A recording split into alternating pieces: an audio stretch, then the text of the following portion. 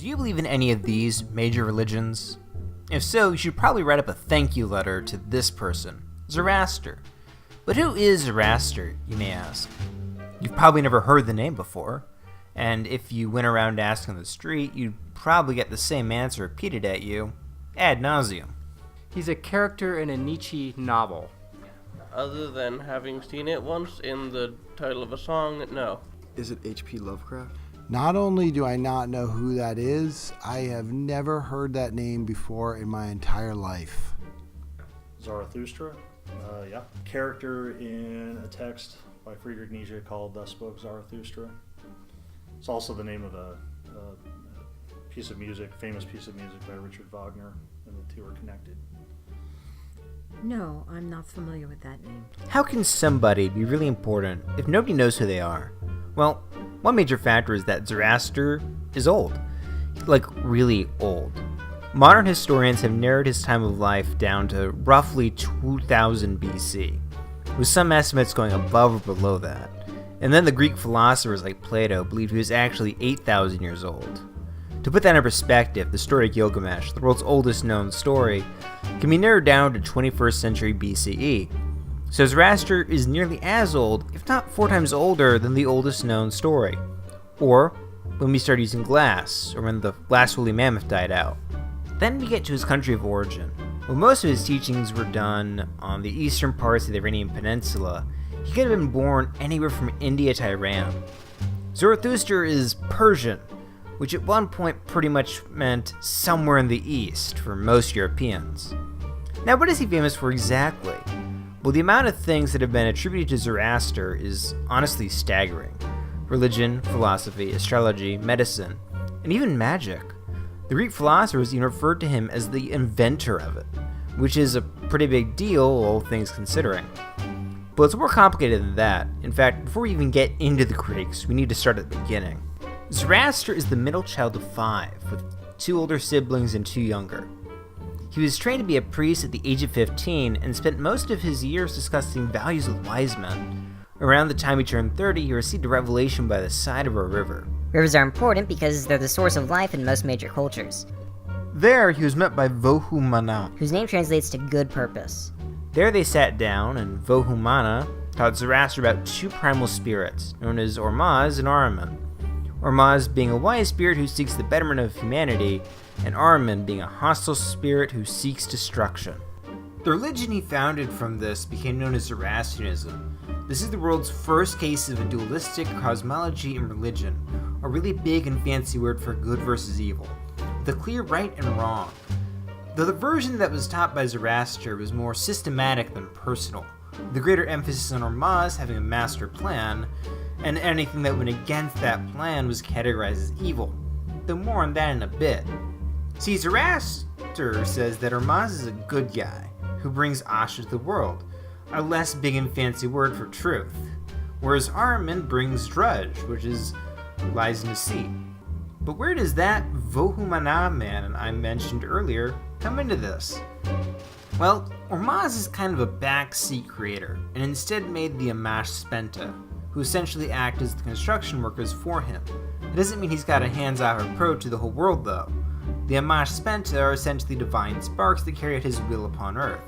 See, much like the god and sin dynamic in other religions, Ormazd is not the equal of Ahriman. Ormazd is his superior, but like Starscream in Transformers, Ahriman seeks to usurp his superior and destroy the truth that Ormazd has given to the world. So what can we do to stop Ahriman's evil plan? Live your life. See, Zoroaster believes that going out and doing something, anything, is important, and fulfilling of Ormazd's plan. In fact, Ormazd's plan is not a plan so much as a playbook. Things like going out with buddies or helping others is a major part of that plan, but events require action. It is through action and good deeds, an active following of your belief system, that you move closer to Ormazd's vision. You are responsible for your own actions and words. He does not control you, you do. And by acting for a greater good, you become a partner, rather than a servant. In the eyes of Ormazd, avoiding responsibility or secluding yourself from the world are directly at odds with his plan.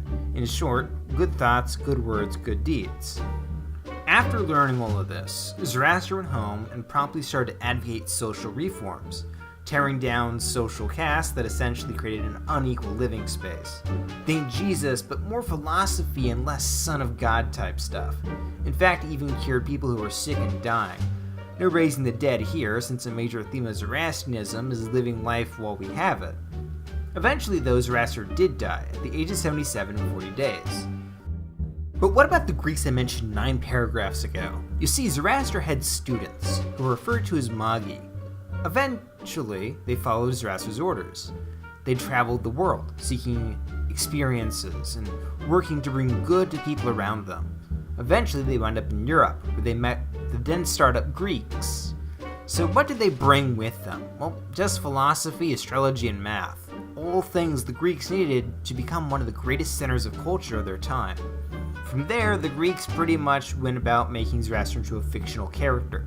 It started simple with stuff like laughing on the day he was born. So far, so good.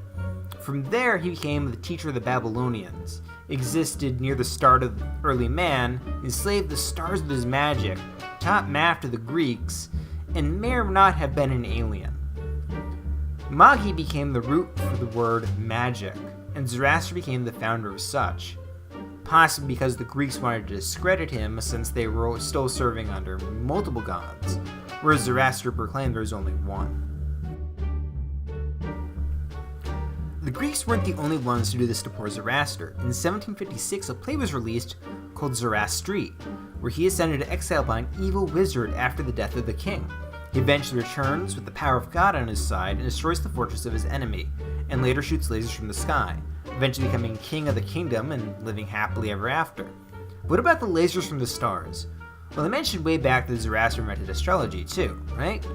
Zoroaster's big thing is that fire was part of Ormaz's way of speaking to his servants, and that the stars in the skies were really far-off flames.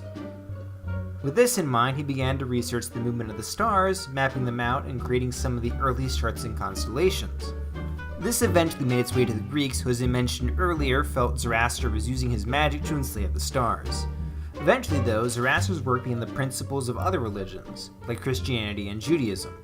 Due to war and Muslim crusades, though, Zoroastrianism has nearly been replaced in the world. It is only followed in areas around India and small portions of Iran. But despite this, Zoroaster is a major figurehead and one of the most important historical figures in modern religion. His impact on the world continues to this day, even if he is forgotten for the most part. And hey, if all else fails, maybe he'll come back one day and smite us all with his laser vision.